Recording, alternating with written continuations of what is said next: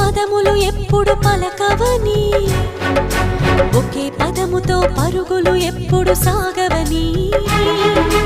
ఒకే చేతితో చప్పట్లన్నవి మోగవని, ఒకే మనసుతో ముచ్చట్లన్నవి తీరవని, జతలోన రెండు మనసులు ఉండాలి ఎప్పుడైనా, జతలోన రెండు మనసులు